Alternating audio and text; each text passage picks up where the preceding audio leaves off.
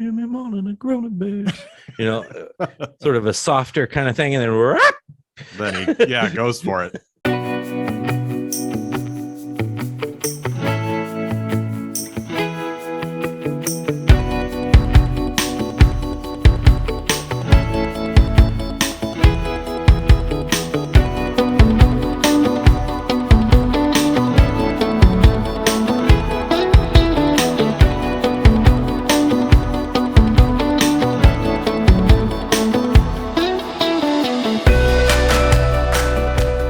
Welcome to Song Album Career. I'm Chris Bragg, and with me, as usual, is David Thurmaier. And today we'll be talking about an album which started quite the great career of a fantastic group, and that album is none other than Led Zeppelin, or what usually people say, Led Zeppelin 1. Where do we begin with Led Zeppelin 1? I mean, it began their career and really kind of changed the way power rock groups sounded. Very much so. I was thinking, when we do our Beatle podcast, that this album was released in January of '69 and recorded in September and October of '68. Thinking about the Beatles, what they were doing at the time with Abbey Road. Well, actually, when it was released, they were recording the Get Back sessions that we've been all enamored with for the last 6 months. Yeah. And it just couldn't be any different. And I'm thinking, this is a different stream. Led Zeppelin came from the Yardbirds blues stream, that British blues with Clapton, Jeff Beck, Jimmy Page, and Rod Stewart, that kind of group time period, Fleetwood Mac before they became the famous Fleetwood Mac. And so I think it seems it's like this Led Zeppelin, this album and their start with this album is kind of the peak, or really hitting the peak of that British blues experience that was a totally different track from where the Beatles and other groups were. And so to me, this album really does kind of get them going on that track. Interesting you mentioned the blues. It just keeps coming up in our shows here. We tend to say that we don't like the blues, and then we pick I love this album, but it's another blues Hendrix album. Really plays the blues great. Yeah, Bob Dylan on Love and Theft, a lot of blues on that we like too. So but this is somewhat controversially at times in some writing credit that they shouldn't take, or not giving writing credit that they should be giving. I don't know if it's necessarily this album or songs on this album. There are a few on this album maybe that was involved with that. What's your take on all that? Well, the whole thing about borrowing or taking things from other groups, that's gone back to music history since it began. That's not been an unusual thing. But I think it's hit Led Zeppelin a lot. Because remember on the Lemons, is it the Lemon song from Zeppelin 2? That's another one that got a lot of controversy with the lyrics, and this has been swirling around them. And so on this album, you've got, for example, we'll get to when we talk about the songs, but Dazed and Confused is one of them that had a little bit of a writing credit issue, or some, had a sue, the guy suing Jimmy Page about who should get credit. And you've got these blues songs like You Shook Me, and who's doing what? Was it Jeff Beck's arrangement, or was it Jimmy Page's arrangement, or is it Willie Dixon's arrangement? So it really is confusing. But do you think it's that the blues are just kind of a form that a lot of people take and a lot of people do things with? Do you think it's just Led Zeppelin, or just a general thing with the blues? Well, I think it is a general thing with the blues, and B, there were definitely some lyrics. I think when it hits that lyrics, then it's like, oh well, maybe they should be crediting this other artist. I think it's less of them like wanting to steal authentic artists' work and make it their own, and more of just being, I think there was a lot of just confusion at the time. of Mm-hmm. crediting and like, oh, we made up the song. Yeah, we took some lyrics from here and there, no big deal. And they're like, Right. you know, nowadays you'd be like, oh, no. If you take any lyrics from anywhere, you got to credit, you know, like we know that. I just think there was some confusing, like, you know, it isn't a clear, particularly with chords, like, you know, Yeah. oh, those are the same chords that are in Wild Thing, you know, like that's Right. about it. I just described about 50 different songs there. So, you know, Yeah, there weren't as many copyright lawyers around back then to like we have now for every little thing you put down or every little segment of music you might use in a podcast, for example, that gets flagged immediately. So yeah. not that we've ever had that happen, but yeah. But that's the thing with a group that's very blues based, and the blues goes back a long ways. And so this album is fascinating because it's not just blues, but I don't know about you, but I didn't know that one of the songs was a Joan Baez, was made famous by Joan Baez, for example. That was something different. And Yeah. so it shows that Jimmy Page particularly had a lot of interests at that time. Oh, certainly. And, you know, Jimmy Page, I have a vinyl record, this green called James Patrick Page Session Man. And it has a lot of the different things that he played session guitar on. So he was playing on all kinds of different stuff. And, you know, of course, he was in the Yardbirds and, you know, played. And that was a mainly blues based group. I think they, you know, this group was at some point in the very first iteration of it called the New Yardbirds or something. So like they were just let's just keep the Yardbirds going, basically, right. and replace all the guys, you know, Keith Rolfe or whoever. That's right. with you know, these other guys. But well, and Chris, as an aside, who's your favorite guitarist of the Yardbirds? Is it EC, Jeff Beck, or Jimmy Page? It got to be Jimmy Page for me. But, that's partially. Yeah, I know you're a little biased. The taste days, in the mouth from the recent Eric Clapton nastiness, I think, is left a bitter taste. Understandable. Yeah. Well, are you a big Jeff Beck fan? Not really. No, really? I've never been able to get the Jeff Beck hype, and I'm a guitar player too, and I've just never. I like that one album that George Martin produced. Maybe we'll talk about that someday. Blow by Blow. That's a pretty good album. But he's just never quite caught it. For me, it's between. Well, I would probably say Clapton, my favorite, because Jimmy Page, I think. Sometimes it's an acquired taste, his guitar style. It can be very sloppy, but also very flashy and really innovative, I think. And that's a lot, even on this album, their first one out of the gate.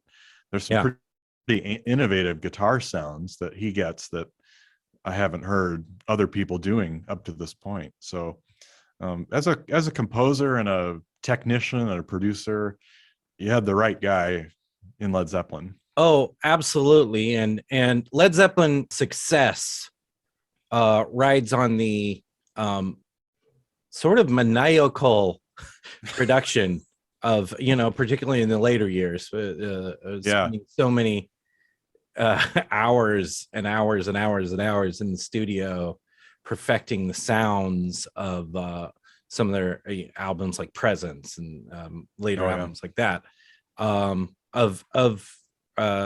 Jimmy Page, and certainly he's the MVP of the group. Later, after we talk track by track, I'm going to ask you who's the MVP of the album.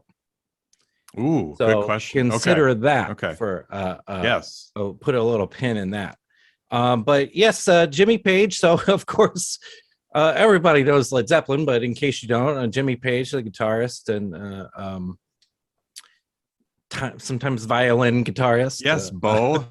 He plays with the bow. Yeah. Robert Plant, of course, the vocalist, who had a very long, very wonderful career. I think it still does. His solo career, I think, is extraordinarily underrated. and a wide variety, and he just never stays in one place. We were talking about taking blues and putting their own spin on the blues. Well, Robert Plant's been taking world music for years, and not just I'm going to take some world music and then put it in my rock song, but actually getting authentic people who live in that land to play in his music. So I'm a great admirer of Robert Plant's solo career. How do you feel about Robert Plant's solo career? I don't know much about it, actually. I only know one album with Alison Krauss, which I did like a lot. Oh yeah. I've not heard the more recent one, but I like the one that I think it won a Grammy, and it was pretty well received. So I know that one, but I've never followed anything he did after Zeppelin. So you've enticed me to go look up some of his stuff. Yeah. Sounds like is it like David Byrne kind of thing, where with the world music? Very similar, yes. Okay. You can tell there's a true respect for world music, and kind of folds it into his albums. But some of his albums are just straight up rock and sound very Zeppelin-esque. And I think he's got a wide variety of styles. And here's one thing is I think Robert Plant really matured as a vocalist. And I'm not sure how you necessarily feel, or how I necessarily feel about him as a vocalist on Led Zeppelin 1, which is crazy to say because it's such a great album and he's all great songs and everything. But it is a little bit of scream singing. It's a little wild. It's kind of all over the place. He's really testing the waters on the range and just style, and untamed, I think, and then become much more subtle. He knew how to bring out ballads later on and have a lot more tenderness. It wasn't just a lot of screaming. Yeah, but he was only 20, right? I mean, he was very young. Yes. Now he was in a band before this called the Band of Joy. Him and John Bonham, the drummer, and so they were friends who already knew each other, and so Page pulled those two in, and of course also pulled in John Paul Jones to play bass and keyboards on this, and John Paul Jones, I believe, was just kicking around as a studio musician. Quite the mix when you get these four together, because I think that the thing that elevates the group, other than the innovative guitar sounds, is of course John Bonham and his just to some, I guess, bombastic drum playing, but I think he's got a wonderful, loud drum sound. And is just a fabulous drummer, and that addition gave Led Zeppelin the thing that I love in music is dynamics. And I think that Led Zeppelin, even if when we get to "Babe, I'm Gonna Leave You," like it's a great example of a song that's supposed to be a soft song, and then it sort of takes off, and then you get this loud sound. So thinking about that. And how this is one of the first albums really in rock history that it was this loud and this rockin'. That is what people point to this album as the birth of heavy metal music. Yeah, certainly. I mean, Bonham, there's a jazz drummer named Art Blakey who also had an enormous sound and just could fill the whole room. One of those drummers, you always knew who it was, and but such control. And I think Bonham's kind of the rock equivalent here to Art Blakey, somebody who's got such control, can really, even when he's playing loud and bombastic, as you said, there's still a control. It never feels out of control. Like Keith Moon, it's a different style with Keith Moon. I think he looks like he's out of control and just kind of. He was out of control in his life. Real life, real life he was. And that's kind of like there's a franticness in his playing that I think you don't get in Bonham. He's very, very good, very solid. And yeah, he can play subtle things too. Again, a lot of it would come later when it wasn't as kind of blues based, when Page started writing more. You could still be subtle, but then could really kick it out. I mean, when the levee breaks or something, when you get to Zeppelin 4 or some of the even later tunes on Physical Graffiti, it's just got such a power to it that it's really stands out and it fits. All four of them have their important traits, and they bring them together really well. And I should say, I didn't used to like Led Zeppelin. In high school, I quit a rock band. I quit because they wanted to play was Zepp 4. They just wanted to play Misty Mountain Hop and Black Dog and got run down the list, Stairway.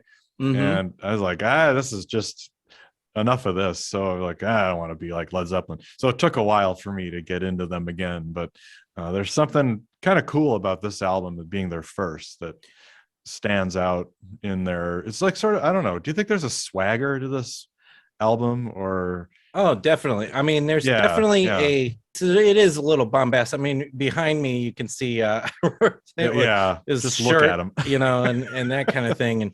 And I think some people don't like Led Zeppelin because they've heard something we've talked about many times on this podcast. They've just heard the same 10 to 20 songs over and over and over again to the point of them becoming completely numb to them. There are a couple on this album, rock, maybe you're a little overplayed or have been played to death. And the way they presented themselves led to dozens and dozens, and to this day, copycat, crappy, wannabe Led Zeppelin bands. Yeah. Greta Van Fleet is a disliked group, at least by the press, and because the sound is just exactly Led Zeppelin. I mean, it's just very much a copy, and they're doing the similar kind of showmanship type things that Zeppelin would do. So I think that some of that stuff, a regular guy like you as a young guitarist, is like, ugh, I don't want to be part of that. But when you listen to their full catalog, and one thing that differentiates Led Zeppelin and really many of the great groups of the 60s and 70s from other groups is lack of a focus on singles and more of a focus on albums. Yeah. And they were very reluctant to release singles. They didn't they only, I think, released maybe Good Times, Bad Times, and Communications Breakdown from this as singles. And it's more of an album. And I always listened to it as an album. It was an easy preparation for this one, unlike some of our other ones where Sufjan Stevens 90-minute 2 album. I could have not listened to it at all and been that's the thing. Because you are it's so ingrained in you. But Led Zeppelin, if you get into Led Zeppelin, then you get in and you listen to all of the albums, then it's like, oh, the real gold is in, say, No Quarter, or in the more subtle places of the catalog. I was thinking, just as we were talking about that, and also about when Keith Moon came up, though I was just, this is not an original thought at all, but the Who has the same exact instrumentation and kind of similar personalities. So you've got Roger Daltrey, who's a showman. You've got Pete Townsend, who's really the music writer and the guitar player. John Entwistle, the bassist, who's amazing, and then Keith Moon, the crazy drummer, as we talked about. And they're also kind of a British blues. It's not really blues as much, but that British around the same time period. And of course, Zeppelin started a little bit later. Do you see any similarities with albums, or thinking of the Who? I mean, the Who were pretty commercially successful with singles, but then they around this time, around 69, 70, 71, you have Who's Next and Tommy and I wonder if that was in the water with groups like Zeppelin and the Who and Beatles. Their drummer was crazy, died too soon. Yeah. They, unlike Zeppelin though, went on. Right. That's true. Kept doing stuff. And you get your favorite Athena. And things like that with a different drummer. You bet. Yeah. Whereas Zeppelin, once John Bonham died in 1980, they were like, "Oh, we're done. Can't go on." Yeah, that was it. So that's a big difference. Too much of it. So that's a huge difference. Yeah. And they constant clamoring for them to get back together, and then they do one concert. Right. They really, really brought it with Jason Bonham filling in for John Bonham. In I think 2009 maybe. And that was that. That was a big deal. Yeah. They could have made so much money too touring. If they tour right now, if they toured right now and they just you know what, we'll do a 70 city tour and it'll be sellouts every night. Yep. $300 for a ticket. Great. I'll pay it, you know. Yeah. But they've resisted that, and part of that's what I was talking about Plant always moving forward and always kind of like just focusing on the future. So, but we're talking about one album here. We're going to be talking about their first album, and what a debut. Do you think this is the best?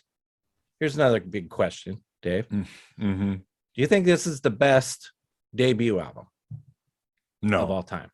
No, I don't. No, I think there's a lot of other ones probably are in competition for it. I'd say it's on the list. I'd say definitely not the best, maybe top 10, because you've got other, the Doors' first album is pretty great. Please Please Me, I mean, is for what it was, and recording, there's similarities kind of in this too, because this was recorded pretty quickly. It says 36 hours, that you think that, that's just a day and a half, but it was done over some weeks. But it was pretty quick recording for a first album. Like the Beatles' first album was one day. So I'd say it's in the top 10. Do you think it's among the best? I don't know. I definitely think it's among the best. I'd have to really go through and think, and I think are you experienced? We just talked about Jimi Hendrix. We just did that one. I don't know. I don't know. It's hard to pick. I like to ask these questions too, and then have you try to wrestle. Oh, thanks. Yeah. It's certainly, in a way, it does set the stage for their whole career, because there's some subtle, you get the not everything is loud and frenetic. You've got some acoustic stuff. You've got the Black Mountainside on here too, which is kind of a different acoustic and kind of Eastern influenced. We'll start with this track by track here. But when we get there, you're right. It's not just the same. Another blues one, No. But I think we'd be remiss if we didn't talk first about what an iconic, beautiful album cover. Yeah, it certainly really one of my out. favorite album covers. I mean, it's just fantastic. The Hindenburg. From the disaster during the Hindenburg disaster from 1937. One of the most famous stories about Led Zeppelin is the band name, how they came up with it. And I'm reading from the Wikipedia article. The image refers to the origin of the band's name itself. When Page, Beck, and the Who's Keith Moon and John Entwistle were discussing the idea of forming a group, Moon joked, "It would probably go over like a lead balloon." And Entwistle reportedly replied, "A Led Zeppelin." So good one. There's John the Entwistle. Who, John Entwistle and Keith Moon. So there's the Who Zeppelin connection there. Yeah. But great cover. Great cover. Here we are talking about Led Zeppelin 1. We only call it Led Zeppelin 1 because then there was Led Zeppelin 2 and Led Zeppelin 3. Very original. But it's not called Led Zeppelin 1. It's just Led Zeppelin. Yeah. Led Zeppelin. Exactly. So great starter for an album. And what's funny is they have another song that's almost exactly the same song on this album that could have very easily started any album, which, you know, maybe they should have saved that one to start Led Zeppelin 2 or 3 or something. Yeah. But Good Times, Bad Times starts this album. What's your take on Good Times, Bad Times? Well, this may be the most famous song on the album, or at least one of the most played on classic rock radio. It's something every guitar player has to learn because it's got some fat chords, some great chords at the beginning. It's pretty commercial sounding. It's not bluesy in the way the other songs would be on the album. It's got that kind of frenetic guitar solo. After the big break, you've got Page really going. I give so much respect to somebody like Page or Pete Townsend, these bands that have just one guitar player, because you've got to fill a lot of space. And this song, he's got a lot of guitar overdubs, and he makes it feel like a really thick track, even with just one instrument overdub. So I personally get a little tired of this track hearing it on the radio, but it still doesn't mean it's a bad track. Still a good track, good opener.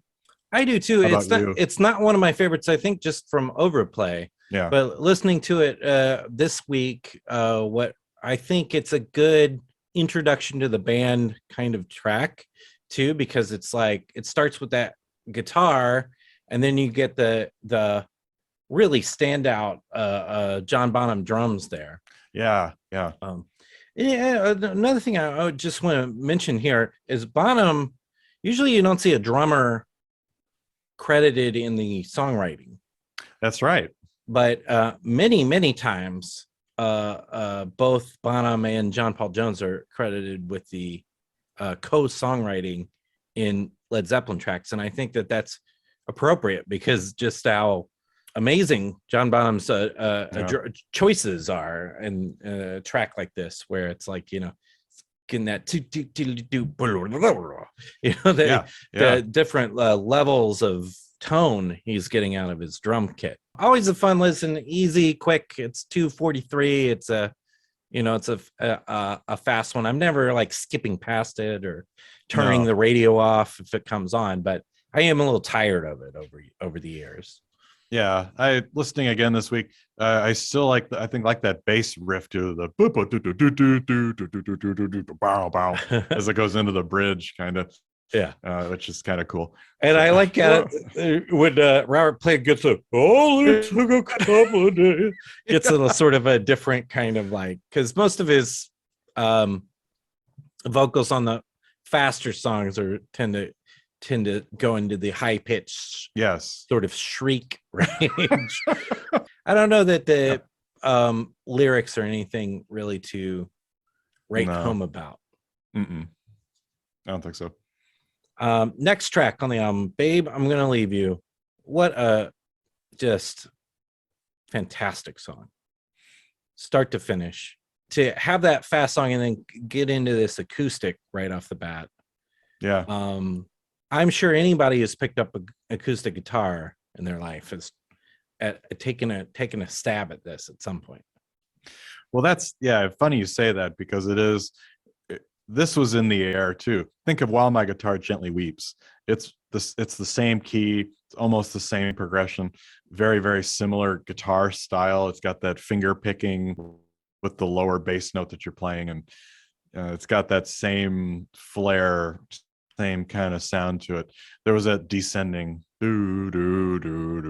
descending line, but I was just amazed to see that Page is playing a Telecaster on this album, a Fender Telecaster, which is usually a kind of thinner sounding guitar. You'd never see him with the Telecaster. He's always playing a Les Paul, and it's like a real fat sound, but he gets a great sound with the acoustic and the Telecaster on it. Yeah. It's a great mixture. And as we were saying before we started recording, I didn't even realize that this song, Page heard this recorded by Joan Baez, and I went and listened to the YouTube clip of Joan Baez singing it. Very different. The songwriting credit is Anne Breeden. Yeah. is on this one. So Ann Breeden and then Page and Plant, obviously with the arrangement of it. But right. Long song, 6 minutes, 40 seconds. And we think of it, if I said, "Babe, I'm going to leave you," you'd be like, "Oh yeah, an acoustic song." But about midway through, it has this sort of like as if an airplane is taking off. Beautiful, subtle little sound. It's like, and then it just goes, "Babe," and just like blasts in with full force Zeppelin rock song. So this is what I'm talking about when I'm talking about dynamics. A song that coming from an emotional place of the lyrics. Yeah, definitely. Really getting epic. Yeah. So totally. When they lock in together, do do do do do do do do do do do. It just feels so good. You can see people, young heavy metal people, nodding their head and flopping their hair around. Flopping the hair and everything. Yeah. So did you ever have long hair, Dave? I did, but not like metal hair. Not metal hair. I never had that. Not that kind of long. No. But then with dynamics, as you say at the end, then it comes back and it goes back to the quiet part too. So you're kind of building, you're shaping the music, which I think is really shaping the song, which you have to do. Otherwise it would get really boring over 6 minutes. Yeah. If you didn't do something. I also think Plant's vocals are once again really tremendous on this, and he gets super high and like, like the vocal range. I think is what I'm trying to say. The notes, are, all over. Just probably 3 octaves. So just crazy, huge range. Yeah, because woman is really deep, woman, really low there, and then just a minute ago he was like, I'm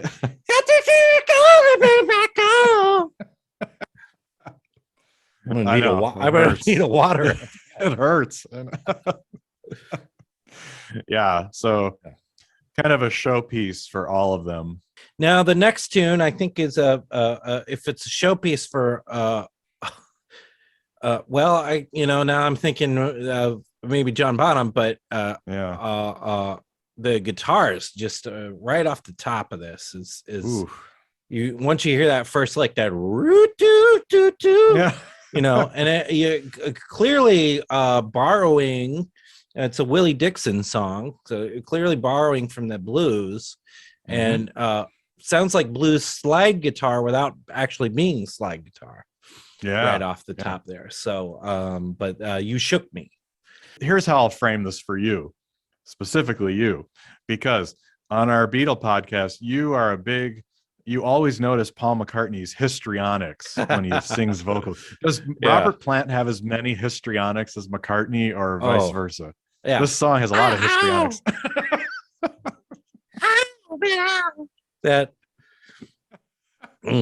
I should have drank a whole thing of lemon juice before I. That's right. I know. Hopped on here. I don't quite have the voice I had at age 20. No, nor does he.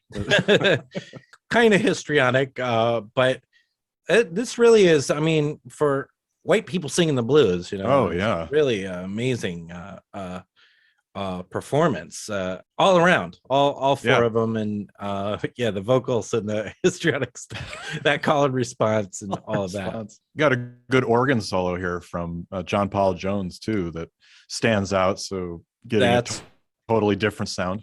That's true. That's very true. Pretty good, pretty solid tune. I always enjoy it if it comes up. Slow blues. Sometimes I prefer slow blues to. Well, I certainly do to the sort of like, I once joked there was like 3 types of blues songs, and one of them's Sweet Home Chicago, but with just different lyrics. The shuffle blues kind of. Yeah. Good track, and a performance piece more than a writing. Obviously it's a blues song that they more or less just took from Willie Dixon, also credited to J.B. Lenoir. You Shook Me, and then it goes into just quite a departure from anything anybody had ever heard before. Dazed and Confused. Starts with that bass, that wonderful bass line. Doom, doom, doom, doom, doom. Might be the first bass line any bass player learns. Yeah, it's a classic. An amazing song, very dark song. Yes. And the death, destruction kind of end of blues is just the real sort of like wheelhouse for Led Zeppelin. Jimmy Page, famously follower of Aleister Crowley's writings. Aleister Crowley wrote a lot about the occult. Yep. So he just interested, I think, in the topic of the occult and dark forces and the devil and that kind of thing. To me, all a joke, not anything to be afraid or scared of. To many parents, I think, became a source of like, oh, don't listen to Led Zeppelin, they'll lead you down the dark, path, dangerous path. But the horror, really, of Dazed and Confused, I think, is truly the birth of heavy metal. And we soon have Black Sabbath, exactly, and all these different heavy metal bands that are just like diving really deep into the pentagrams and Slayer and that kind of thing. Has to just come straight from Dazed and Confused, and the amazing, wonderful sounds that he gets out of his guitar, sometimes played with a bow. Yes, that's right.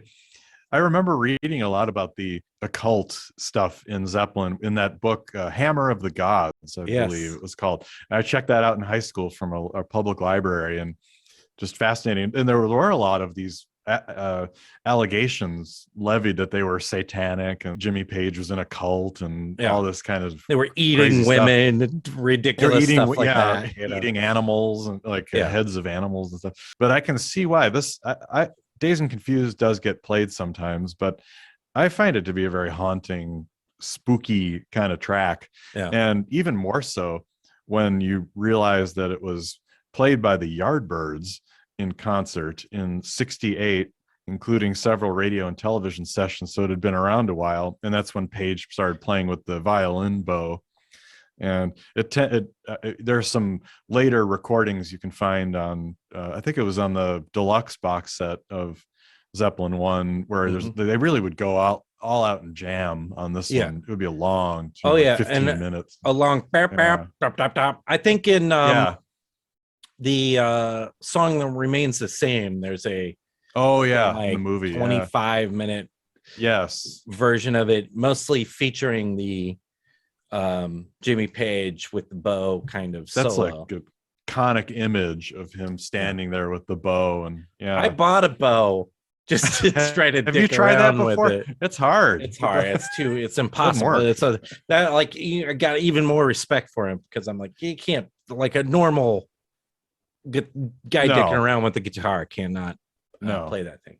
There was an early version of this, I think, with Keith Rolfe singing. That's on that James Patrick Page Session Man, which I'm sure you can find streaming or out there somewhere. And it's dark, but not as dark as this, because they don't have the full power of John Bonham. And talk about screeching of, like, when they come back in after the solo, and it's like when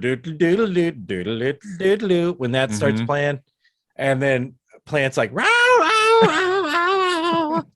playing along with the guitar there, and a fantastic guitar solo, and it's blistering as it is, and then it goes down, and it's like even harder somehow, and then you come in with that bombastic sort of drum, like you can hardly keep up with it, and then somehow they all get back to dum dum dum, like just right in sync and perfect. It's just such a great moment in music. Yeah. You know? Yeah, it really is. A good closer for the first side, if you're listening to it on LP, kind of leaves you haunted in a sense. Whoa. Oh, and a fantastic ending too. Yeah. Oh, right. Just Yeah. really, really, really great. And we mentioned the variety of guitar tones he gets, Mm-hmm. but I think this is the highlight piece of this album for Jimmy Page as far as his tones. Yeah, it's innovation, and experimentation. And we talked in our previous episode about how Jimi Hendrix would make a guitar sound like something else. I think Page would do the same, and he was in charge. He really was in charge of all the technical stuff, whereas I don't think he wasn't the producer in the same way as Page. So I think Page could sit around and really futz around with lots of different sounds and effects and keep it really interesting. And he certainly did on this song. So it's a great one. The live version, to me, sometimes I'm just like, am I in the mood for a 30-minute, No, maybe it's better if you're there. Like if you're actually seeing, if you were there watching them, might be cool to see. Yeah. But to listen to, it's a little tiring. Yeah. But this album version, listening to it all week, it's like anytime it comes on, I'm like, all right.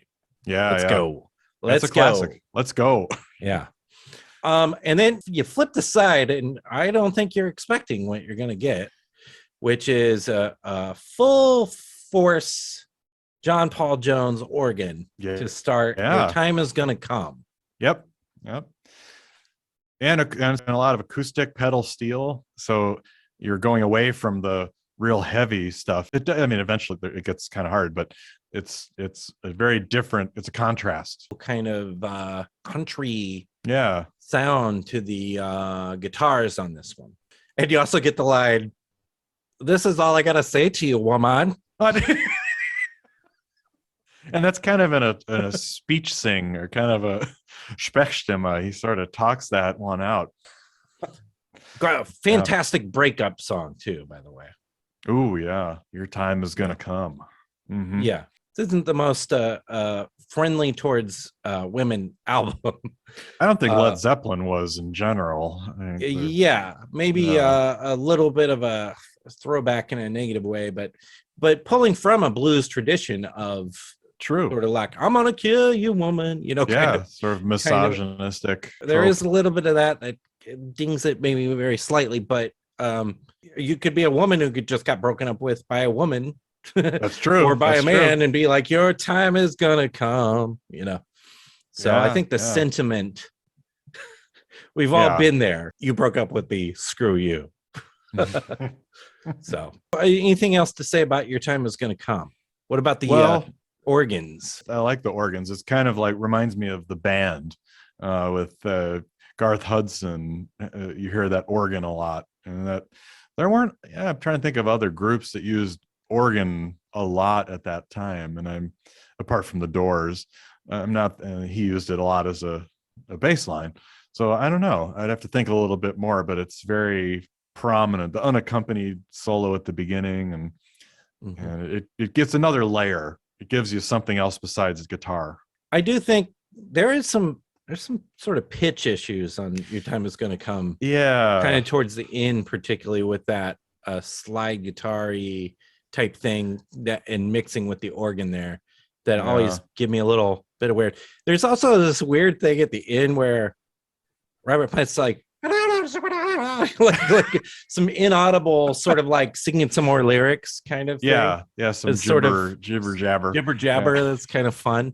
So not a major issue with it, and I like the song, but no skippers on the album, by the way. Just wonderful. Obviously it goes back to something I said earlier. The Page is not a technically perfect type of guitar player like a George Harrison or somebody who's really precise about what they're playing. There's a sloppiness to his playing. There always has been. And I think there's some, the entrances aren't always perfect. There's sometimes someone comes in just to maybe a fraction early of a beat early, and that's you would fix that nowadays, but it was pretty much a lot of live playing here, and all these songs are played live, so that's just kind of what happens, and that's all right. Speaking of Jimmy Page, Black Mountain Side is just Jimmy Page playing acoustic guitar, and I think there's some drum sort of elements on this as well. What is your feeling on Black Mountain Side? Well, I like it. I'm a big fan of the acoustic side of Zeppelin. So actually, Zeppelin 3 is probably my favorite album of theirs, because I do like their acoustic playing, and I like when Page does this, and there's a little bit of the world music sound to it. It's a good in-betweener between Your Time Is Gonna Come and then Communication Breakdown, which comes next, which is completely different. So I like it. I love his acoustic playing. Well, and you also have this sort of Indian sort of tuning to the exactly. If you're gonna be trying to play this on the guitar, you have to tune it. It's that D sort of DAD GAD tuning. Yeah. Yep. So very interesting. I think he used to play this with another track called White Summer. Like another that's on the deluxe. That's on the thing. deluxe set, I think. Yeah. This is the other thing that I think is missing from some of the copycat bands. They're not playing a Black Mountain Side. They're not getting a guy to play organ. They're just rocking out, doing the rock, version of Zeppelin. I'm not trying to pick on any band in particular either. It's just, I feel like we just have felt many times how it's a Zeppelin ripoff group. Right. After the acoustic Black Mountain Side, it goes into Communication Breakdown, which would be another perfect opener for any other album. So similar to Good Times, Bad Times to me that I get them confused. Yeah. Very similar, same key. My internet went down a little bit last night, and then it came back up, and then Communication Breakdown was playing. And in my mind, I was like, oh, they started the album again. And then I was like, oh, no, wait, that's no. So, yeah. What do you make of Communications Breakdown? Page is a good riff meister. So he's really great at coming up with lots of riffs. This has a great riff to it that again, every guitar player is going to learn at some point. This one's tight, short, packs a punch, played a lot. Well, there is sort of a breakdown at the end. It sort of slows down the voice. There's some effects and things at the end that are kind of interesting.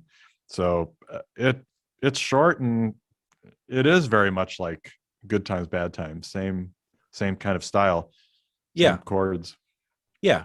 How about you? Solid. Are you a fan of it? Both Good Times, Bad Times, Communication Breakdown isn't my wheelhouse of Zeppelin love. I like the longer, more complicated 7-minute type tunes a little better than the short and sweet ones. But I think it does its job effectively. And do you think this does it have single written on it? Oh, yeah. Well, here's the thing. For a brief period of time, I was sort of a radio DJ at a college station. And you always have a handful of tunes. It's like, oh, there's only like 3 minutes for the news. What can I squeeze in before the news? Oh yeah, that song's too long. I'm not going to make the top of the hour. So let's pop Communications Breakdown in there. It works pretty well. So yeah, that's a good filler to get right up to the top of the hour. And then we go into I Can't Quit You Baby, which features the guitar solos of Jimmy Page, but also I think Plant's highlighted on this in a way that shows him off and his range.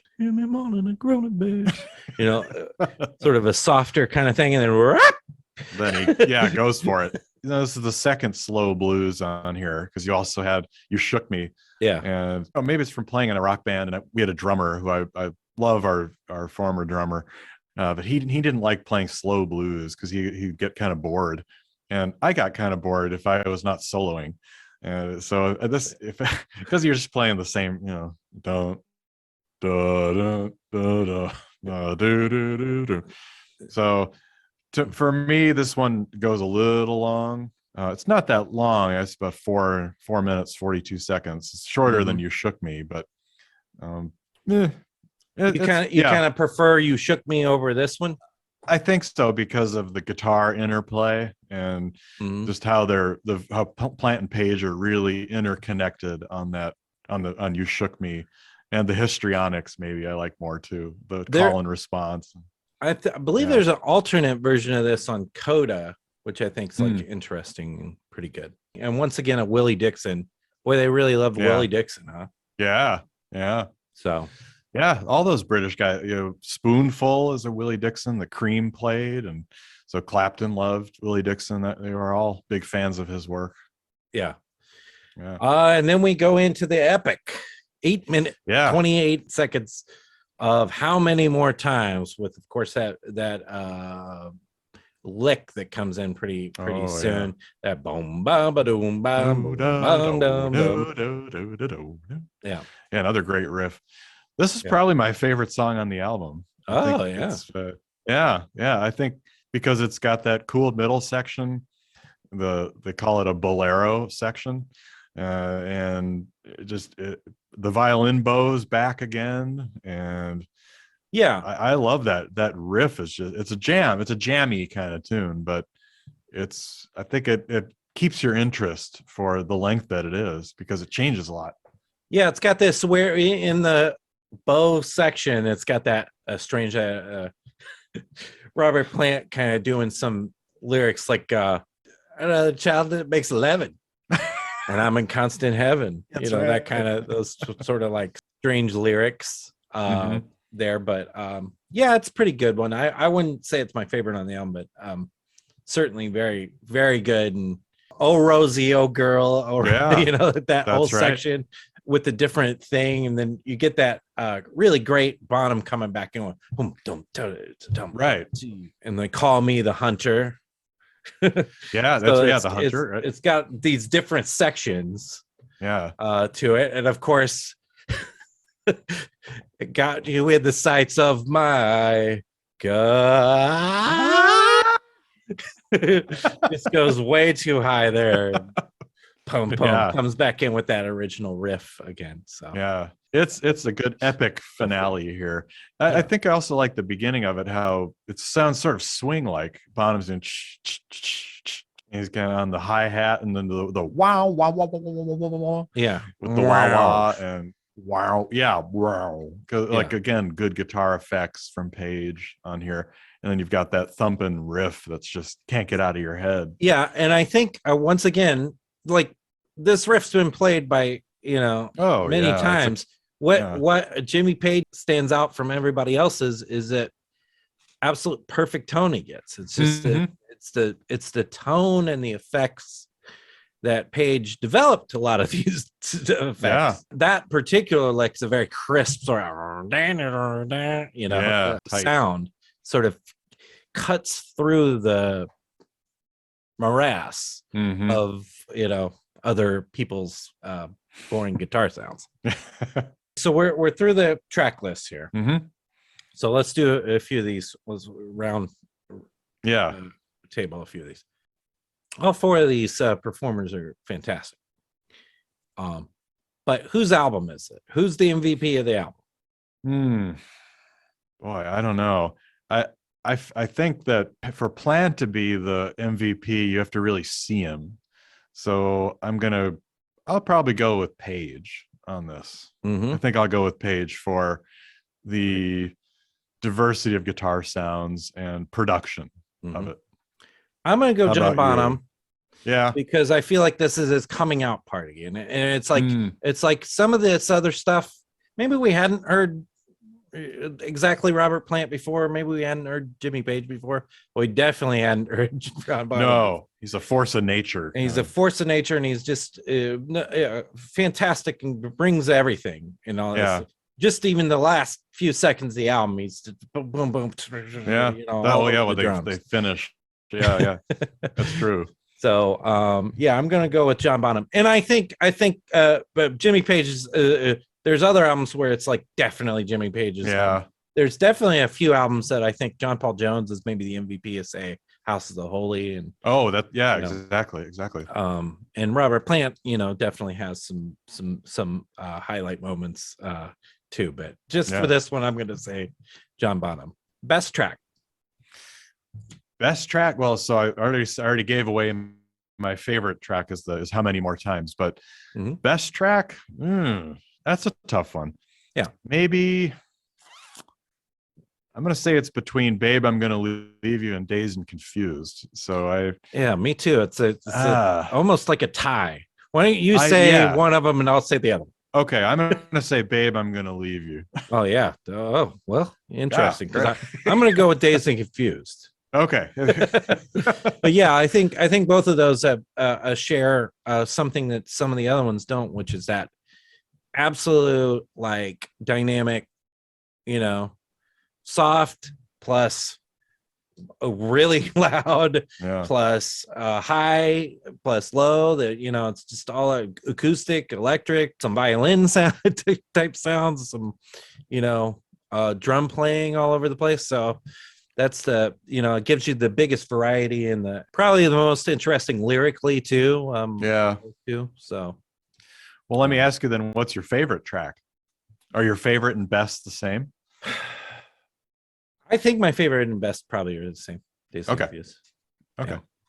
Babe, I'm Gonna Leave You a close second. Yeah. I like the other ones. There's nothing against any of the other ones. So, but your favorite though is How Many More Times? So. Yeah, I think so. It's kind of the whole production and that riff and just the diversity of what's going on in it. I would ask worst, but I almost don't want to. Yeah, I don't think there's a worst. I think like I said earlier, I get tired of the slow blues maybe. So if I was taking a song off of this album and throwing it on a different album, it would definitely be Communication Breakdown. Yeah.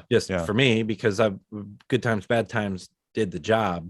Yeah, kind of the same. Already, and it's kind of a similar thing. So I guess I'd say that if worst, but no. Yeah. No, I don't think. Guys, don't flame us in the comments too. We're not saying any of this is bad. Come on. No duds. No duds. Led Zeppelin 1. Where does it rank for you as far as their albums go? Is it the best album? Is it the worst album? Where is it? What range is it in for you? Is it top 3? I'm gonna confess, because I'm not a Zepp head. I actually don't think I've ever heard. We talked during the prep for this. We talked about Coda. Like I've never listened to Coda in full, so I don't have that perspective. And I've heard Presence, parts of it, but I don't think I've ever listened to the whole thing. So I'm gonna just say, I know. I'm gonna say that 3 is my favorite, and then maybe 2 and 1 kind of together. It might be maybe number 3 or 4. I don't know. It's so hard to say. It's not like I like Physical Graffiti because there's so much on it, and it's got so many classic things. And then House of the Holy was my first one that I really got into. Yeah. So that's also great. So that one's really good. No Quarter from that is probably my single favorite Led Zeppelin song ever. It's just fantastic. Or The Ocean, there's so many. I used to play a lot of those tunes in band, and Over the Hills and Far Away, even though it gets played a lot. So there's just I don't know. In a way, and even their later stuff, the Presence is okay, not the best, but it's still got its moments. And In Through the Outdoors. Oh, that's true. I forgot that too. It's like they we're heading a slightly different direction in this one, and then they never got to continue that direction. So it would have been interesting to see where they would have gone. But I'd say Led Zeppelin 1 for me, just because of this first one I got on tape. And it just really stuck with me, and I really loved it. It's probably in the top 3 of their albums. Maybe I'd put Physical Graffiti first. It's pretty hard to beat. I absolutely love that. The second part of that album is subtle and got a lot of really interesting Down by the Seaside and stuff like Mhm. that are very, a lot of normal people don't know that type of No, stuff. deep but, cuts. Yeah. but really enjoyed that album. And Led Zeppelin 4, nobody like, We haven't we're not talking about mentioned that, that. but Yeah. it's Yeah. phenomenal. That's probably a victim of its success, or a Yeah, victim of Stairway to Heaven being on it. it's like saying like Rumors. Oh, I love Rumors. Yeah. Oh, geez. Oh, love Not it. cool to say that. Yeah. I was they were listening to the David Bowie channel on Sirius XM limited release channel. And they have these guest DJs, and the guest DJ was like, here's a song I like to play. It's Ziggy Stardust. It was like they were just picking all of the like greatest. Oh, the hits. One of my favorites, Changes. Yeah. Like great job. Great job really spinning some obscurities here, dude. Yeah. It's like saying, Let It Be. Here's Hey Jude. Yeah. And not very creative. It's because there are so many deep cuts, even on this album. Yeah. There are obviously a lot of them are famous and played a lot, but there are some deep cuts too that could be played. Well, I think like if you're a Led Zeppelin fan and you've listened to all their albums, then the discussion is like, well, 1 and 4 are so iconic that most people are, oh, you know what I like? It's 3. I wanted to say before we wrap up, I wanted to mention that this album got a stinker of a review in Rolling Stone. And I read that before, like this week. And there's a quote here. The band offers little that its twin, the Jeff Beck Group, didn't say as well or better 3 months ago. They'll have to find a producer, editor, and some material worthy of their collective talents. And Page was a limited producer. Not songwriting skills were bad. Plant was as foppish as Rod Stewart, but nowhere near as exciting. So very bad review. And that started a kind of hate relationship between Rolling Stone and Led Zeppelin. They never spoke to them because of that. So kind of crazy that it got such a they would continuously get bad reviews. Yeah. I think there is something to, is Led Zeppelin's strength their songwriting? Right. Good. Yes. That's maybe not. Certainly not on this album. Yeah.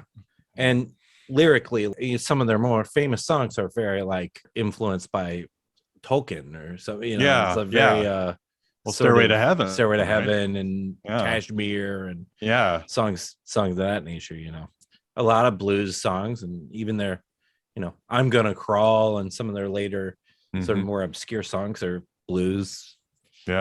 Writing still. So they're not the best reviewed group in the world, but they're the heart of classic rock radio. Popular with the fans. That's popular with fans. And also did want to mention in 2014.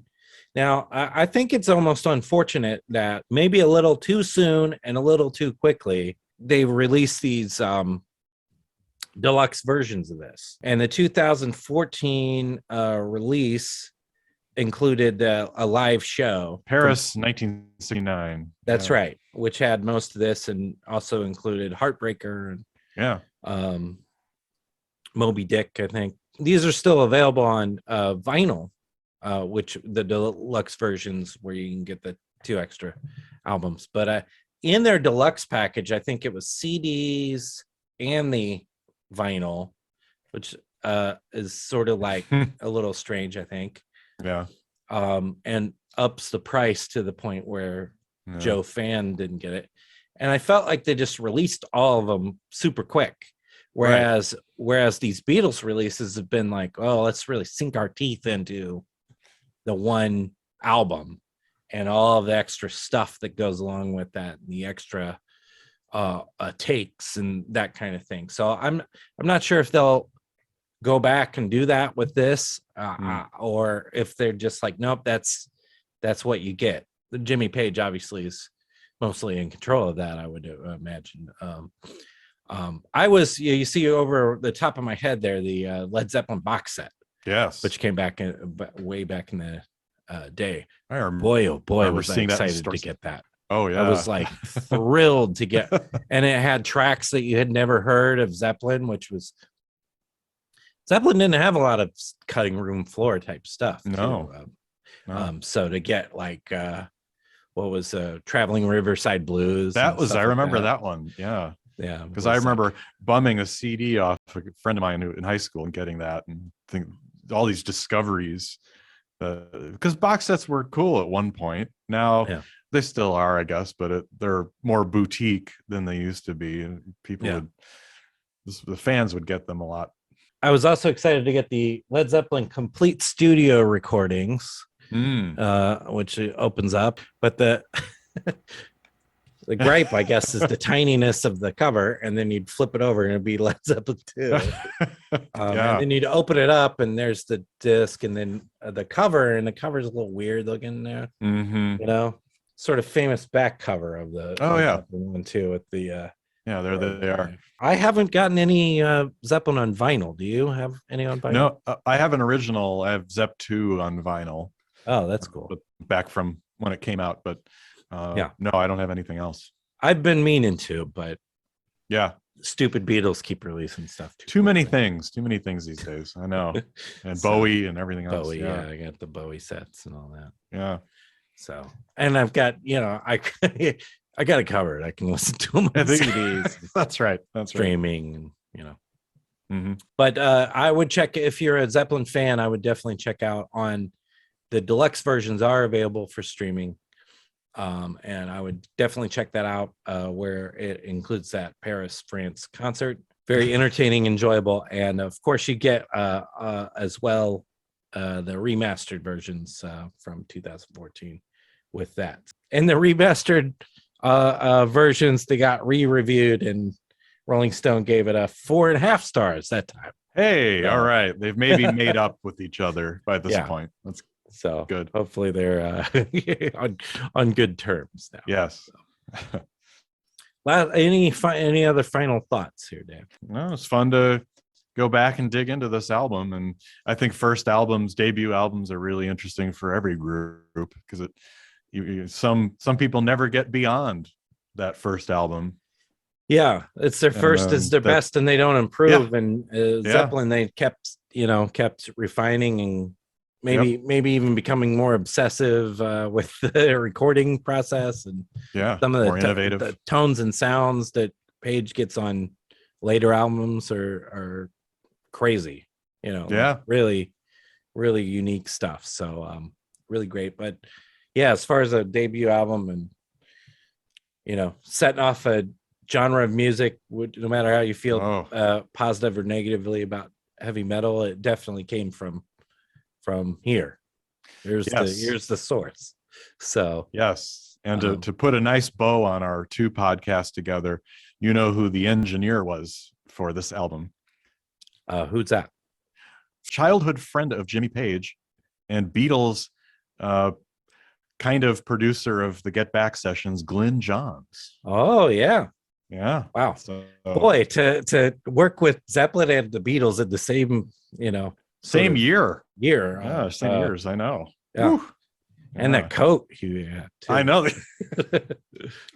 great glasses. Great Glyn Johns. Yeah. Glennis. As John Lennon would keep calling him. Keep calling him and Get Back. So all right. Well, that's we'll be back, of course. Like us, subscribe to our channel. That helps us get found by other people. If you are interested in this, then you might also be interested in I've Got a Beatles podcast, which is available everywhere where podcasts are found, most everywhere. Yeah. Certainly we'll be back soon with another song or another album or another career.